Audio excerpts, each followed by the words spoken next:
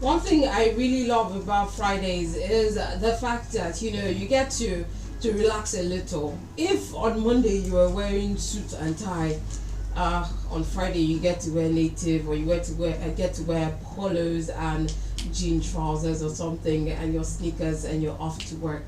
For some people, it's sleeper self. You just wear something really simple and get to work, and you just know that I'm gonna have a swell weekend until the Monday comes 5 minutes after. But hey, before I go on with up close and personal, for everyone writing jam this year, it's about to kick off, and I just want to say good luck to you. And now that they are saying that any parents that's found at the center of the jam examination center, then going to be arrested. So parents, please, please, please, you drop your word, you drop your children, you drop whoever you're going to drop, and then you just leave, because they're out for you. They're saying no, they're going to arrest you. Just let them write their examination, okay? And good luck to everyone writing. Okay, so it's 22 minutes gone past the hour of 8 this morning. We're getting up close and personal. Today is Friday, and it's Freaky Friday. What that means is that we're going to be talking about something weird that happened in history. We've been talking about some things recently, like the Bermuda Triangle and so many other things. Today we're going to be talking about something really, really weird. Join me. Let's go on this trip together. Welcome back to the morning ride. I do hope that you have been enjoying the music so far and all the content that we've dished out so far. My name is SHARON MANDOR. Alright, today we're going to be talking about the dancing plague of 15. Now, it was a case of dancing mania that occurred in Strasbourg, Alsace, modern-day France, and the Holy Roman Empire from July 1518 to September 1518. You might just be wondering, what exactly is that? I'll give you background, I'll give you details. Now, somewhere between 50 and 400 people took to dancing for weeks. There are many theories behind the phenomenon, the most popular being stress-induced mass hysteria suggested by John Waller. Other theories include ergot and religious explanations. There is controversy concerning the number of deaths. The outbreak began in July 1518 when a woman called Frau Troffer began to dance fervently and uncontrollably in the street in Strasbourg. She kept up the constant dancing for a week. Soon, 36 others joined in.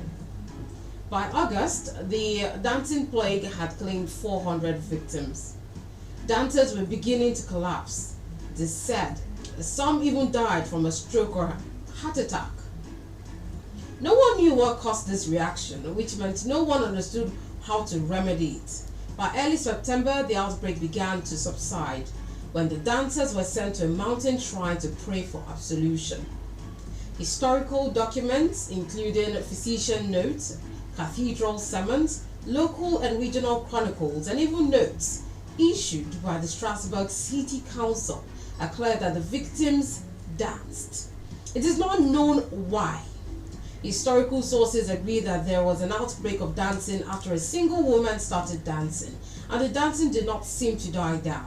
It lasted for such a long time that it even attracted the attention of the authorities until the council gave up authority to the physicians who prescribed the afflicted to dance themselves free of it.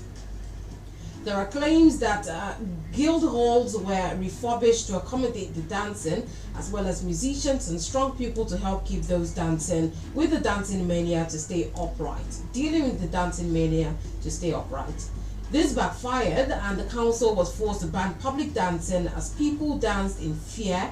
It was a punishment from Saint Vitus, and to be free of sin, many joined of the dancing epidemic.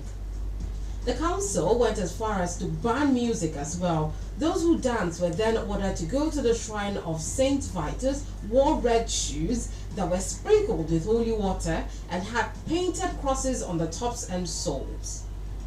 They also had to hold small crosses in their hands, and incense and Latin incantations were part of this ritual. Apparently, forgiven by Vitus, word was spread of a successful ritual and the dancing plague had ended. Events similar to these are said to have occurred throughout the medieval age, including 11th century, where it was believed to be the result of divine judgment. In the 15th century in Italy, a woman was bitten by a tarantula, the venom making her dance convulsively. The only way to cure the bite was to shimmy and to have the right sort of music available, which was accepted remedy by scholars. Some other explanations include demonic possession and overheated blood. Let's talk about the veracity of texts. Now, controversy exists over whether people ultimately dance to their deaths. Some sources claim that for a period the plague killed around 15 people per day, but the sources of the city of Strasbourg at the time of the event did not mention the number of deaths, or even if there were fatalities. There do not appear to be any sources related to the events that make note of any fatalities. Ned Pennant Rare also claims that the final death toll is not known, but if the claims of 15 people dying per day were true, then the toll could be into the hundreds. The main source for the claim is John Waller, who has written several journal articles on the subject and the book A Time to Dance, A Time to Die, The Extraordinary Time of the Dancing Plague of 1518. The sources cited by Waller that mentioned deaths were all from later accounts of the event. There is also uncertainty around the identity of the initial dancer and the number of dancers involved, somewhere between 50 and 400. Of the 6 chronicle accounts, 4 support Lady Trophair as the first dancer. There are modern theories behind the whole dancing thing, and one of it was food poisoning. Some believe that the dancing could have been brought on by food poisoning caused by the toxic and psychoactive chemical product of ergot fungi, that's ergotism, which grows commonly on grains such as rye, used for baking bread. Ergotamine is the main psychoactive product of ergot fungi.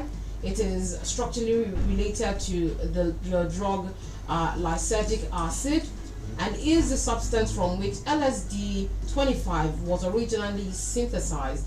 The same fungus has also been implicated in other major historical anomalies, including the Salem witch trials.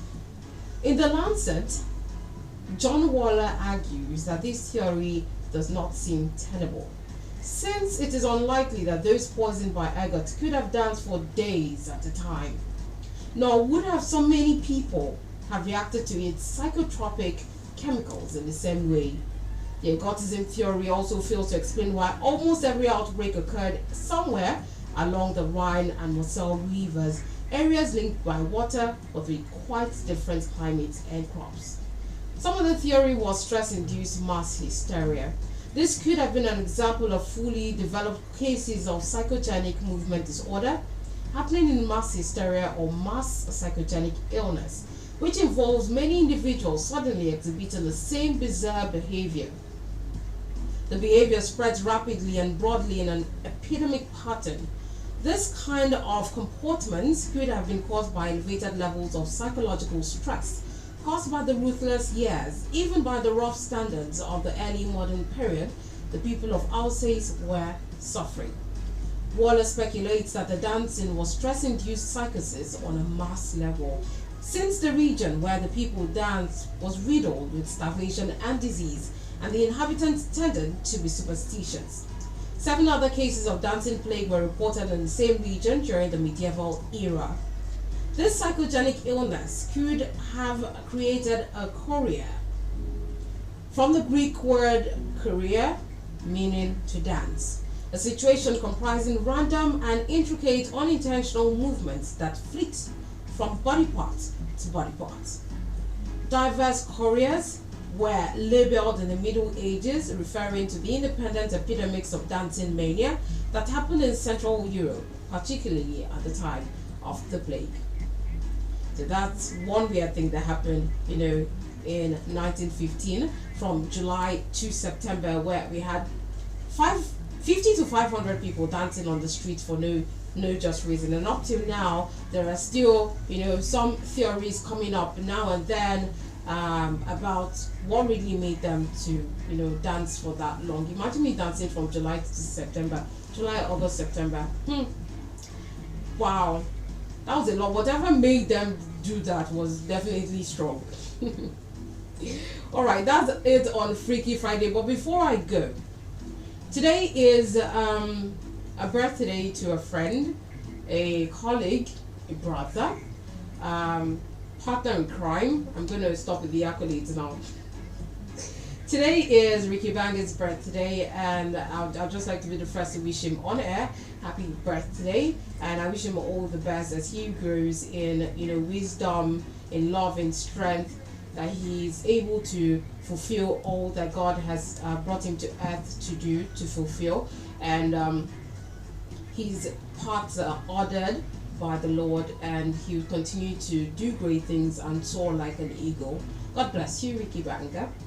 All right, that's it on Up Close and Personal today. Remember, coming up at the top of the hour, the melting point, we're going to be talking about this move by the federal government to make sure that prices are reduced. Now, this move, I'm going to tell you a little about that. The FCCPC is moving from supermarket to supermarket and even entering the local markets to make sure that this issue of conspiracy, where people are buying goods at a low price and selling at the prices that they bought at when naira was 1,800 naira, it's dead. They die that mentality, and we're going to be talking about how sustainable that measure is. So do well to join us at 10 o'clock. Let's get talking about the country. Thank you so much for listening. My name is Sharon MANDOR. Let's listen to a song by John Bellion, and the title of the song is All Time Low. More music after that till the top of the hour. Was the night shining on our